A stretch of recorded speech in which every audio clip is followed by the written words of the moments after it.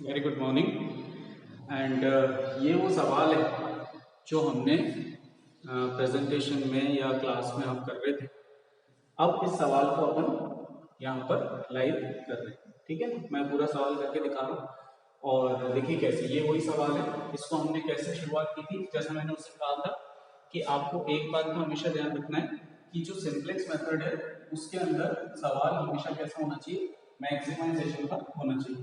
तो यहाँ पे देखिएगा सवाल क्योंकि मैक्सिमाइजेशन का है तो हमें इसमें कोई भी चेंज करने की जरूरत नहीं है। और फिलहाल हम जो डिस्कशन कर रहे हैं वो किसका कर रहे हैं कि हमारे पास जो साइन है वो कैसे है, लेस देन इक्वलिटी के। हम जानते हैं कि ये ग्रेटर देन इक्वलिटी के भी हो सकते हैं, लेकिन हम क्या कर रहे हैं, लेस देन इक्वलिटी वाली बात पहले कर रहे हैं, ठीक है ना। चलिए अब इसको मैंने फॉर्मुलेट करने का उसका तरीका बता दिया था। मैंने क्या बोला था, इसको दोबारा कैसे लिखेंगे, maximise z is equals to 5x1 plus 3x2 subject to. अब मैंने बोला था कि लेफ्ट हैंड साइड क्या है, कम है, तो अपन इसमें क्या करेंगे, कुछ क्वांटिटी ऐड करेंगे। कुछ क्वांटिटी ऐड करेंगे तो अपन ने क्या ऐड कर लिया, x3 ऐड कर लिया, जिससे क्या कन्वर्ट हो गया, इस इक्वेशन में कन्वर्ट हो गया। इसी तरह सेकंड वाले में 5x1 2x2 plus x4 is equal to 10।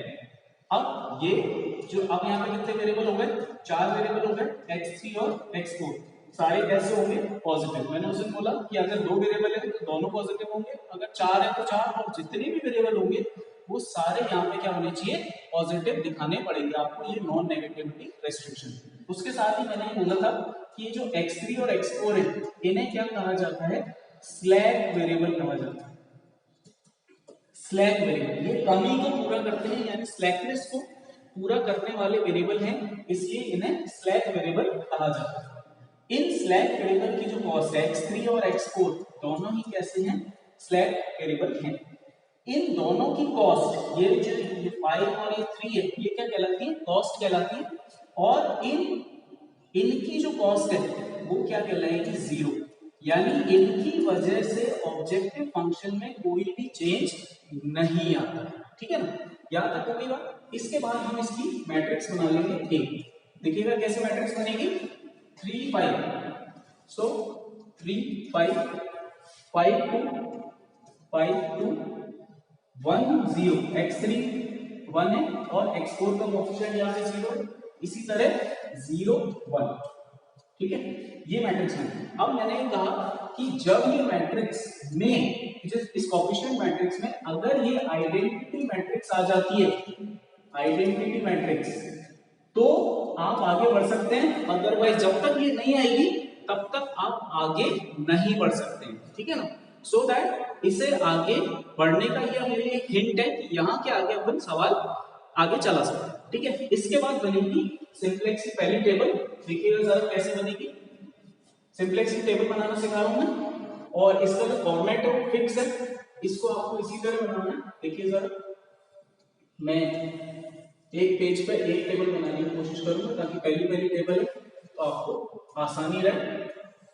आप भी हाथों हाथ साथ के साथ बनाइएगा, साथ के साथ कैलकुलेशन करिएगा, तो आपको बहुत अच्छा लगेगा, आपका सवाल आत्मा पूरा हो जाएगा। देखिए इस टेबल को यहाँ कंप्लीट कर दीजिए,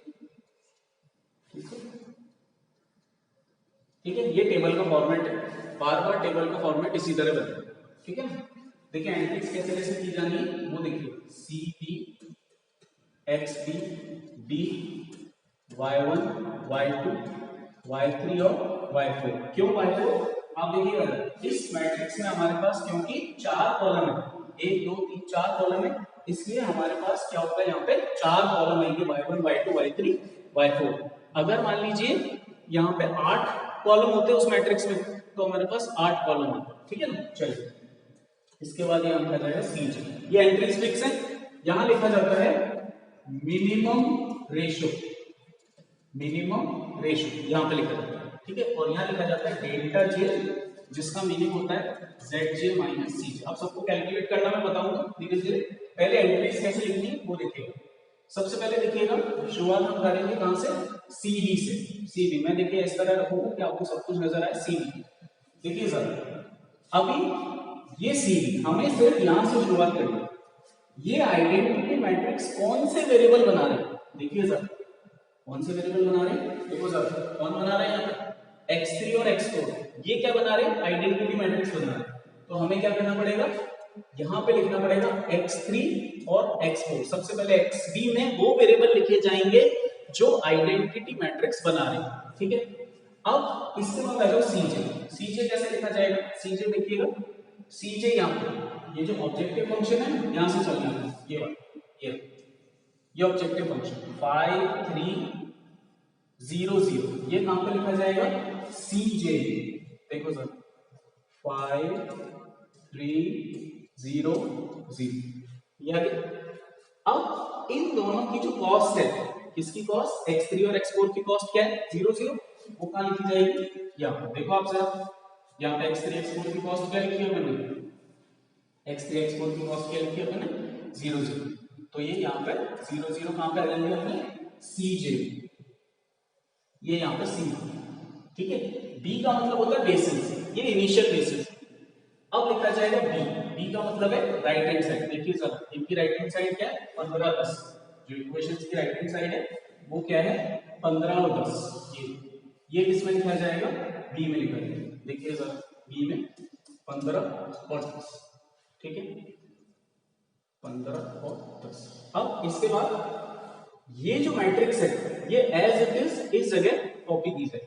देखिए जरा क्या मैट्रिक्स है, 3 5 5 2 3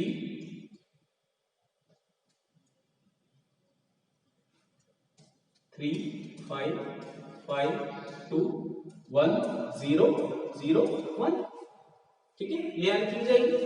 इसके बाद लिखा जाएगा डेल्टा जे। देखिएगा जरा डेल्टा जे कैसे कैलकुलेट करना है, इस वीडियो में डेल्टा जे तक बताऊंगा, फिर अगली वीडियो में अगला आएगा।